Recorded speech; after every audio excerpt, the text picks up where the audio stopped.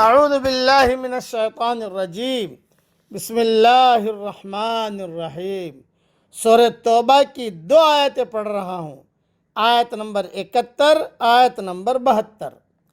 والمؤمنون والمؤمنات بعضهم اولیاء بعض، اور مومن مرد اور مومن عورتیں ایک دوسرے کے مددگار ہیں۔ یأمرون بالمعروف وینہون عن المنکر، وہ بھلائی کا حکم دیتے ہیں اور برائی سے روکتے ہیں۔ وَيُقِيمُونَ الصَّلَاةَ وَيُؤْتُونَ الزَّكَاةَ وَيُطِيعُونَ اللَّهَ وَرَسُولَهُ، اور نماز قائم کرتے ہیں اور زکوٰۃ ادا کرتے ہیں اور اللہ اور اس کے رسول کی اطاعت کرتے ہیں۔ اولئک سیرحمہم اللہ، یہی لوگ ہیں جن پر اللہ رحم کرے گا۔ ان اللہ عزیز حکیم، بے شک اللہ زبردست ہے، حکمت والا ہے۔ وعد اللہ المؤمنین والمؤمنات جنات تجری من تحتها الانہار خالدین فیہا، مومن مردوں اور مومن عورتوں سے اللہ کا وعدہ ہے ایسے باغات کا کہ ان کے نیچے سے نہریں جاری ہوں گی، ان میں وہ ہمیشہ رہیں گے۔ وَمَسَاكِنَ طَيِّبَةً فِي جَنَّاتِ عَدْنٍ، اور وعدہ ہے پاکیزہ مکانوں کا ہمیشہ رہنے والے باغات میں۔ وَرِضْوَانٌ مِّنَ اللَّهِ أَكْبَرُ، اور اللہ کی رضامندی کا جو سب سے بڑھ کر ہے۔ ذَلِكَ هُوَ الْفَوْزُ الْعَظِيمُ، یہی بڑی کامیابی ہے۔ مختصر تشریح سن لیجئے، تفصیل انشاءاللہ ریاض التفسیر میں دیکھ لیجئے گا۔ مؤمنین کی صفات محمودہ کا تذکرہ ہو رہا ہے۔ پہلی صفت، وہ ایک دوسرے کے دوست، معاون اور غمخوار ہیں۔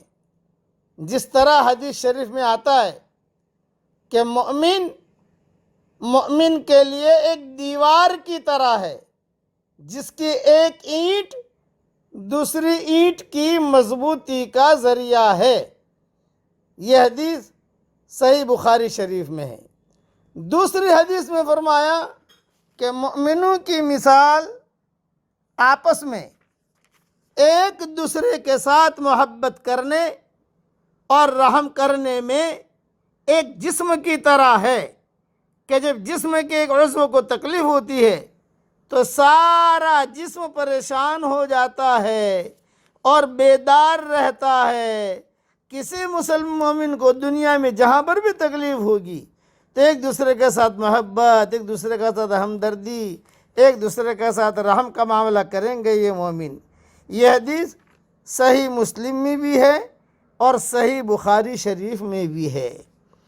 دوسرا، یأمرون بالمعروف، یہ جملہ کہا تو معروف وہ چیز ہے جسے شریعت نے معروف یعنی نیکی اور بھلائی، اور منکر وہ چیز ہے جسے شریعت نے منکر یعنی برا قرار دیا ہے، نہ کہ وہ کہ جسے لوگ اچھا ہے برا کہیں۔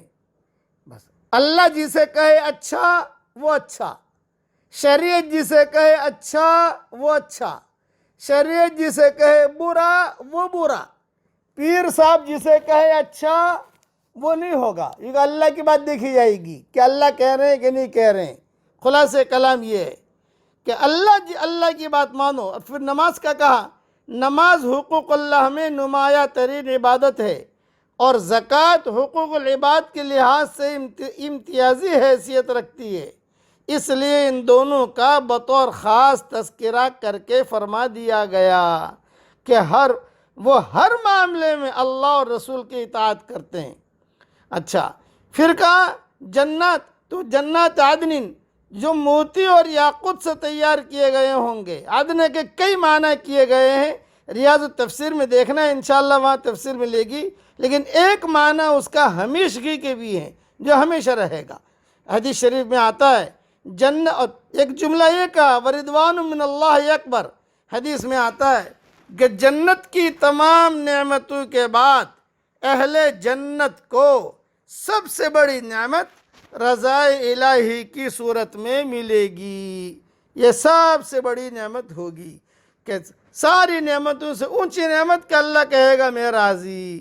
اس کو حدیث میں کہا گیا ہے کہ جنت کی تمام نعمتوں کے بعد اہل جنت کو سب سے بڑی نعمت رضا الہی کی صورت میں ملے گی۔